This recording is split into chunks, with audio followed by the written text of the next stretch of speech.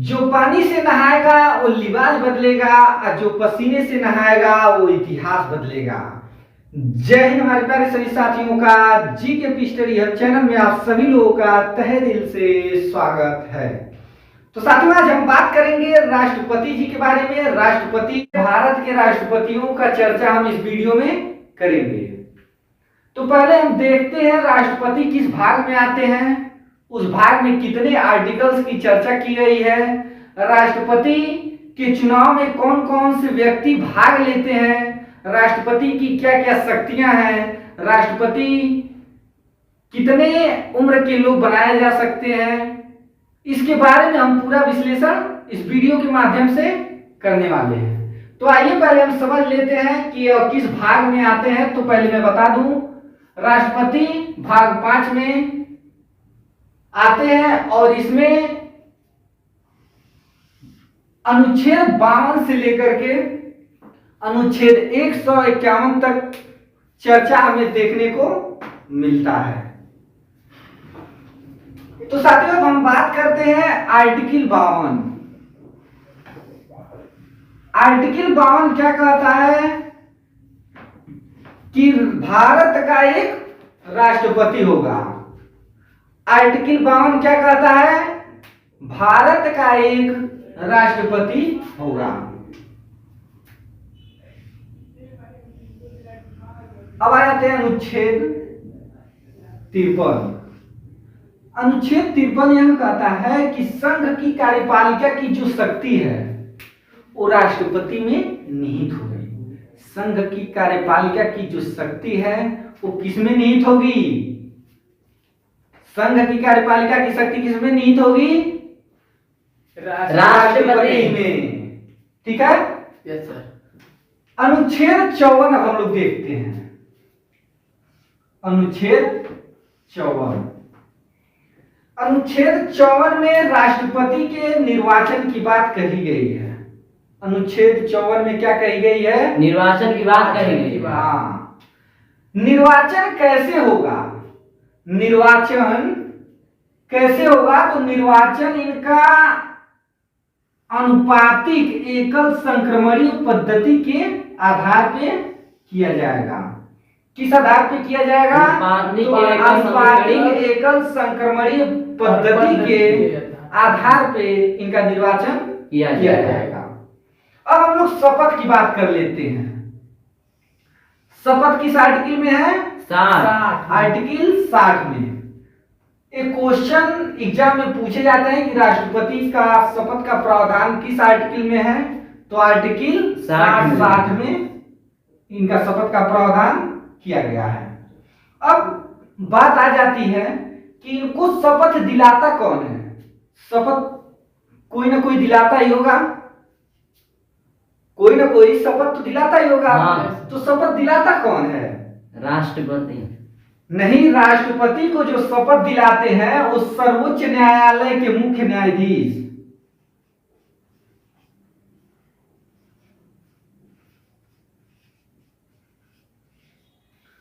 सर्वोच्च न्यायालय के जो मुख्य न्यायाधीश होते हैं वो इनको शपथ दिलाते हैं। अब बात आ जाती है यहाँ पे, अगर राष्ट्रपति को सर्वोच्च न्यायालय के मुख्य न्यायाधीश दिलाते हैं तो राज्यपाल को भी सब कोई दिलाते होंगे। जी हाँ, राज्यपाल को जो शपथ दिलाते हैं वो उच्च न्यायालय के मुख्य न्यायाधीश दिलाते हैं। राज्य के जो उच्च न्यायालय के मुख्य न्यायाधीश होते हैं वो राज्यपाल को शपथ दिलाते हैं। अब हम लोग बात करते हैं आर्टिकल 56 के बारे में। आर्टिकल 56 क्या कहता है कि राष्ट्रपति का पद कितने वर्ष का होगा, यह कौन कहेगा, आर्टिकल 56 कह रहा है। आर्टिकल 56 कह रहा है कि 5 वर्ष तक राष्ट्रपति इस कुर्सी पे बैठ सकते हैं। ठीक है, यस सर। अब हम लोग बात करते हैं आर्टिकल 61। राष्ट्रपति महोदय जब चेयर पे बैठ गए तो क्या 5 साल के पहले भी हटाए जा सकते हैं? हाँ सर। बिल्कुल हटाए जा सकते हैं। उनको महाभियोग आर्टिकल 61 के माध्यम से उनके ऊपर महाभियोग लगा करके हटाया जा सकता है। अब हम लोग बात करते हैं 72 आर्टिकल 72 के बारे में। ये बहुत ही इंपॉर्टेंट है। आर्टिकल 72 में राष्ट्रपति के क्षमा दान की शक्ति प्राप्त है। राष्ट्रपति को आर्टिकल 72 के माध्यम से क्षमा दान की शक्ति प्राप्त है। क्षमा दान की शक्ति का क्या मतलब है? क्षमा दान की शक्ति का मतलब ये हुआ कि किसी भी व्यक्ति को अगर फांसी की सजा हुई है तो राष्ट्रपति महोदय उसे माफ कर सकते हैं और कोई भी नहीं कर सकता है। ठीक है। राष्ट्रपति अपने पद पे तभी बैठ सकता है जब उसकी न्यूनतम आयु 35 वर्ष की हो गई होगी। ठीक है। राष्ट्रपति की उम्र कितनी होनी चाहिए? 35 वर्ष। और राष्ट्रपति बनने के लिए बहुत सारे कंडीशंस हैं, जिसमें कंडीशन ये भी है कि 50 प्रस्तावक और 50 अनुमोदक होने चाहिए उसके पक्ष में। अभी पीसीएस का पेपर हुआ था, उसमें यह क्वेश्चन पूछा था, अगर इससे एक कम होगा तो वो राष्ट्रपति नहीं बन सकते हैं। अब हम लोग भारत के प्रथम राष्ट्रपति के बारे में जान लेते हैं। भारत के प्रथम राष्ट्रपति तो सभी लोग जानते ही होंगे। Yes sir. सभी लोग जानते हैं। Yes sir. भारत के प्रथम राष्ट्रपति कौन थे? डॉक्टर राजेंद्र प्रसाद। बहुत ही अच्छा। भारत के जो प्रथम राष्ट्रपति थे डॉक्टर राजेंद्र प्रसाद जी 1950 से लेकर के 1962 तक ये भारत के राष्ट्रपति पद पे आसीन थे। उसके बाद ये लगातार 2 बार ऐसे राष्ट्रपति हैं जो लगातार 2 बार तक राष्ट्रपति रहे हैं। क्वेश्चन पूछता है कि लगातार 2 बार तक राष्ट्रपति रहने वाले व्यक्ति कौन थे? तो डॉक्टर राजेंद्र प्रसाद जी थे। उसके बाद उसी समय उपराष्ट्रपति कौन थे? डॉक्टर सर्वपल्ली राधाकृष्णन। ठीक है। डॉक्टर सर्वपल्ली राधाकृष्णन जी उस समय उपराष्ट्रपति के पद पर बैठे हुए थे।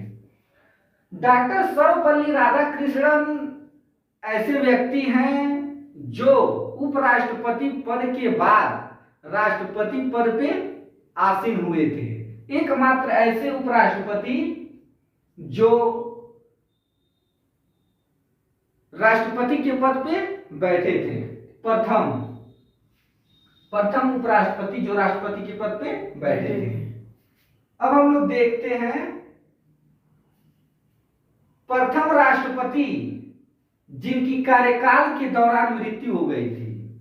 ऐसे कौन से प्रथम राष्ट्रपति हैं जो कार्यकाल के दौरान ही उनकी मृत्यु हो गई थी? नाम याद है आप लोगों को? No sir. मैं बताता हूं, डॉक्टर जाकिर हुसैन। कौन थे? डॉक्टर जाकिर हुसैन। डॉक्टर जाकिर हुसैन जी 1967 में गद्दी पर बैठते हैं और 1969 तक 2 साल तक ये बैठे रहते हैं। उसके बाद उनकी मृत्यु हो जाती है और कार्यवाहक के रूप में बीबी गिरी जी को राष्ट्रपति बनाया जाता है। एक सवाल बहुत ही महत्वपूर्ण है, आप सभी लोग नोट डाउन कर लेंगे। जो उपराष्ट्रपति होते हैं वो कितनी अवधि तक, कितने समय तक राष्ट्रपति के पद पर बैठे रह सकते हैं? तो मात्र 6 महीने तक राष्ट्रपति के पद पे वो लोग बैठे रह सकते हैं। कितने महीने तक? 6 महीने तक। आप लोग नोट डाउन कर लेंगे। जो उपराष्ट्रपति हैं वो 6 महीने तक राष्ट्रपति के पद पे बैठ सकते हैं। उसी 6 महीने के अंदर चुनाव कराने होते हैं। अब हम लोग बात करते हैं निर्विरोध चुने जाने वाले ऐसे राष्ट्रपति कौन है? निर्विरोध चुने जाने वाले कौन से ऐसे प्रथम राष्ट्रपति हैं? आप किसी को पता है? No sir. तो मैं बता दूं, नीलम संजीव रेड्डी जी जो हैं वे ऐसे राष्ट्रपति हैं जो निर्विरोध चुने गए थे। इनके विरोध में कोई नहीं खड़ा था। इनके विरोध में कौन खड़ा था? कोई नहीं खड़ा था। ये निर्विरोध, इसीलिए इन्हें निर्विरोध कहा जाता है। ठीक है। अब हम लोग बात करते हैं ज्ञानी जैल सिंह जी के बारे में। ज्ञानी जैल सिंह एक ऐसे राष्ट्रपति थे जिन्होंने सर्वप्रथम पॉकेट वीटो का प्रयोग किया था। क्वेश्चन बनता है कि सर्वप्रथम पॉकेट वीटो का प्रयोग किसने किया था? तो ज्ञानी जैल सिंह। अब हम लोग बात करते हैं एपीजे अब्दुल कलाम। एपीजे अब्दुल कलाम जी के बारे में आज हम लोग बात करेंगे। एक ऐसे महान शख्सियत हैं भारत के जिन्हें मिसाइल मैन ऑफ इंडिया के नाम से भी जाना जाता है। मिसाइल मैन ऑफ इंडिया किसे कहते हैं? एपीजे अब्दुल कलाम जी को। एपीजे अब्दुल कलाम। इन्हीं से पूरा विश्व कांपता है। इनके नाम से पूरा विश्व कांपता है, जिसमें गांव में क्या कहते हैं? प्रधान। नहीं, गांव में जो सबसे नल्ला बच्चा होता है, नालायक बच्चा होता है, उसे क्या कहते हैं? भड़ुगा। भड़ुगा कहते हैं। तो एपीजे अब्दुल कलाम जी का नाम सुन के एक ऐसा देश है भड़ुगा, जिसे सभी बच्चे जानते हैं। कौन सा देश है? भड़ुआ। पाकिस्तान सुनते ही इनका नाम थर थर कांपने लगता है। ठीक है। ये हमारे मिसाइल मैन ऐसे व्यक्ति थे जिनसे पूरी दुनिया कांपती थी। अब हम लोग बात करते हैं प्रतिभा देवी सिंह पाटिल के बारे में। पाकिस्तान वाले ससुरे सुन रहे होंगे तो कहेंगे मास्टरवा बहुत हरामी है, हम लोग को भंडा कह रहा है। चलिए कोई बात नहीं भाई, अब हम लोग आगे बढ़ते हैं। जैसे को तैसा ना कहा जाए तो क्या कहा जाए। अब हम लोग बात करते हैं प्रतिभा देवी सिंह पाटिल। ये पहली राष्ट्रपति थी, पहली महिला राष्ट्रपति थी जो राष्ट्रपति के पद पे आसीन हुई थी। ठीक है। पूछता है क्वेश्चन, प्रथम महिला राष्ट्रपति कौन थी? तो प्रतिभा देवी सिंह पाटिल थी। ठीक है। ये 2007 से 2012 तक गद्दी पर बैठी थी। अब आ जाते हैं प्रणब मुखर्जी जी। कौन आ जाते हैं? प्रणब मुखर्जी, जो 2012 से लेकर के 2017 तक गद्दी पर आसीन थे। उसके बाद आते हैं रामनाथ कोविंद जी, दलित परिवार से एकमात्र ऐसे राष्ट्रपति जो दलित परिवार से कुर्सी पे बैठते हैं 2017 में। और 2017 में बैठने के बाद 2022 तक इनका कार्यकाल था अभी। और इनके बाद आ जाती हैं द्रौपदी मुर्मू जी। इनके बाद कौन आएगा? द्रौपदी मुर्मू। तो अब हम लोग द्रौपदी मुर्मू जी के बारे में थोड़ी सी जानकारी ले लेते हैं। द्रौपदी मुर्मू जी प्रथम आदिवासी हैं जो राष्ट्रपति के पद पे आसीन हुई हैं, बैठी हैं। ठीक है। और दूसरी ऐसी महिला है जो राष्ट्रपति के पद पे बैठी हैं। अभी हम बात कर रहे थे पहली राष्ट्रपति के बारे में, पहली महिला राष्ट्रपति के बारे में। क्या बताए थे? पहली महिला राष्ट्रपति के बारे में कौन थी? प्रतिभा देवी सिंह पाटिल। Very good. द्रौपदी मुर्मू जी वो झारखंड की क्या थी? प्रथम राज्यपाल। हाँ, झारखंड की प्रथम राज्यपाल थी। प्रथम महिला राज्यपाल। इनका जन्म कहाँ हुआ था? तो मयूरभंज उड़ीसा में हुआ था। इनका जन्म कहाँ हुआ था? मयूरभंज उड़ीसा। उड़ीसा में। मयूरभंज उड़ीसा में हुआ था। इनको वोट 540 मिले थे और कुल अगर संख्या की बात करें तो 3,78,000 वोट की कीमत है ये 540 वोट, ठीक है। और इसमें 15 अमान्य वोट पड़े हैं। कितने अमान्य वोट है? 15। इनके विपक्ष में यशवंत सिन्हा जी खड़े थे। इनके विपक्ष में कौन लड़े हैं? यशवंत सिन्हा जी। इनको 200 प्लस वोट मिले हैं। कितने वोट मिले हैं? 200 प्लस वोट मिले। 200 कुछ वोट मिले, 208 शायद वोट मिले हैं इनको, 200 शायद 8, लेकिन 200 से अधिक ही मिले हैं। तो ये था साथियों राष्ट्रपतियों की हिस्ट्री। अगर साथियों ये वीडियो आप लोगों को अच्छा लगा हो तो चैनल को सब्सक्राइब जरूर कर लेंगे और बेल आइकन को भी दबा देंगे ताकि नोटिफिकेशन आपको सबसे पहले मिल जाए। फिर मिलते हैं साथियों नेक्स्ट वीडियो में। जय हिंद।